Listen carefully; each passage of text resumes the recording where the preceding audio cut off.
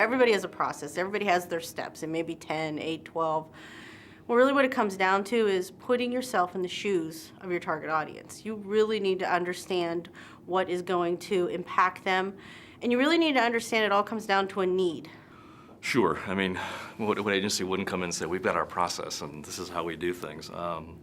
I think that everything for us, and I think this isn't necessarily a unique thing, but it starts with really understanding who it is we're talking to. And so we really have invested heavily in the account planning side of the coin for the agency. And that means that the way the target is walking, talking, breathing, living, we want to understand every facet of that. So when our messaging does intersect with them, it's doing so in a relevant and authentic way, and it means something to them. There is a pretty systematic process I follow through in terms of identifying the segment, what's going to be relevant to them, and based on a database that I've built over time, certainly what would be elements or communication components that would be interesting to them. In most cases, you're trying to generate some initial interest or awareness, so we spend a lot of time on the prospecting end of communications. Yeah, I follow kind of a format myself in my business day. That format is made up of email, voicemail, faxes, telephone calls, in-person calls, communicating directly live. So it's probably a combination of all things. It's kind of a smorgasbord of those different techniques that really kind of work for my business.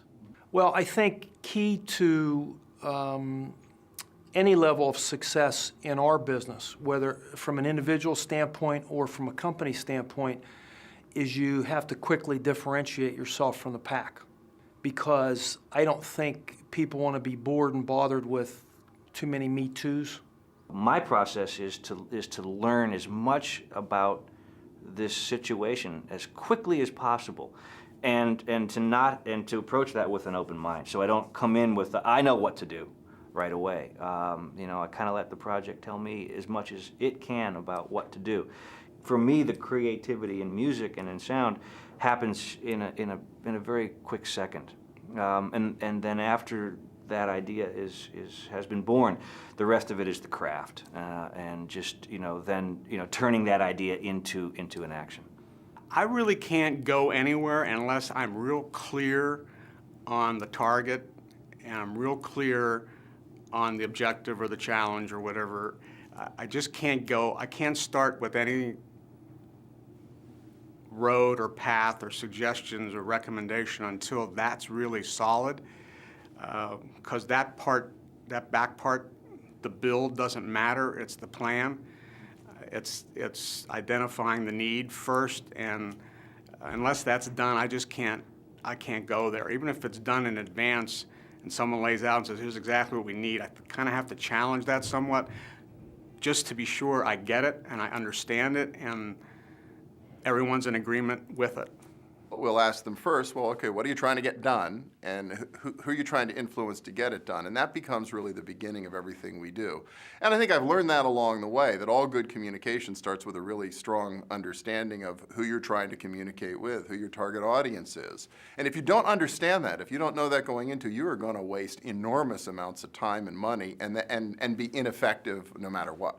Now, I tend to meet with my different departments, my advertising departments, sales, etc., face to face, because that's really the best way to communicate direction and, most importantly, to get feedback on what the direction should be. There's a mantra, there's a question, and that core question that should be asked, whether you're, redesigning a museum or redesigning your plumber's business card. And that question is, what is it about? You've got to ask that question at the beginning. What is it really about? No, I think there is a process. I think it starts with who your audience is and who you are and the medium you're going to use. So I think you have to consider all three of those throughout it. I do think as important as it is to try to anticipate who your audience is, it's just very subjective. And I try to look at, from the easy side, somebody who's already in that camp. What is their takeaway from it? And someone who's categorically opposed on the other side, and if they're receiving this message, what is their takeaway?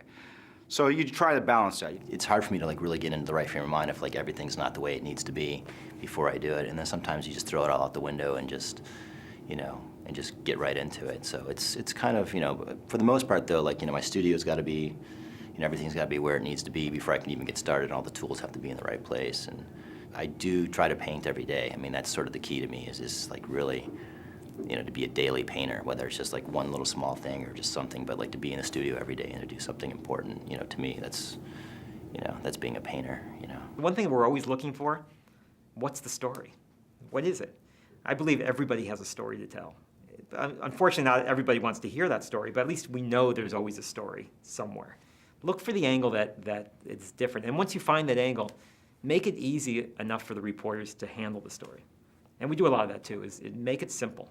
Design is not this decoration or arrangement of objects. I mean, design is, to me, it's an intellectual process, and it's a big process, and that it encounters many different disciplines: architecture, interior design, industrial design, product design, interior design, graphic design. And I think that design disciplines share a common set of processes. I think it depends upon who you're communicating with and what you have to, the type of message. It's the, it depends type of scenario. And for each one of them, I think that's the critical key there, is, you take that framework and then you dump into it the message and who's sending it and who's receiving it. And that all fluctuates dramatically depending upon those elements. I'm probably too logical. I would say that communicating with companies is sort of like we try to, or at least I try to imagine I'm that other person and what I would want to have told to me or something like that. That's probably the way I would logically go about thinking about it. I remember once we had a company that was trying to call on us to do post-production before we owned a lot of stuff. And they sent a thing that when you opened it, it blew out all this confetti into your face, okay, which ended up all over the floor and everything. And I thought, boy, that's a really dumb thing.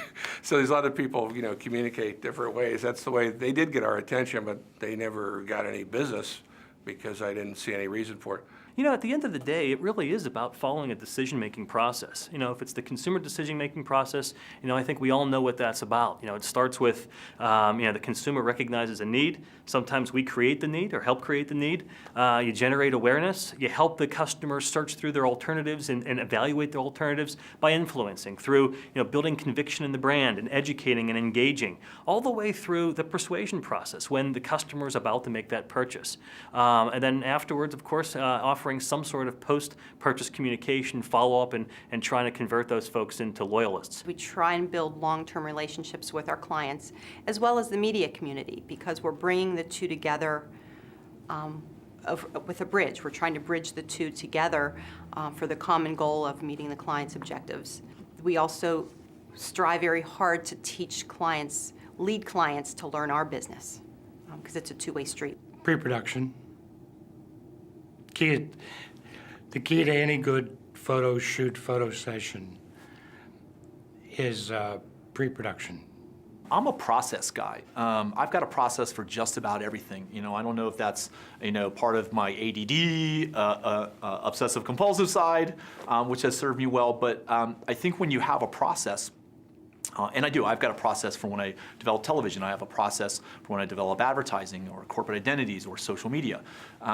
The process, I think, gives us a foundation for us to be creative and experimental, yet keep us on track and on budget.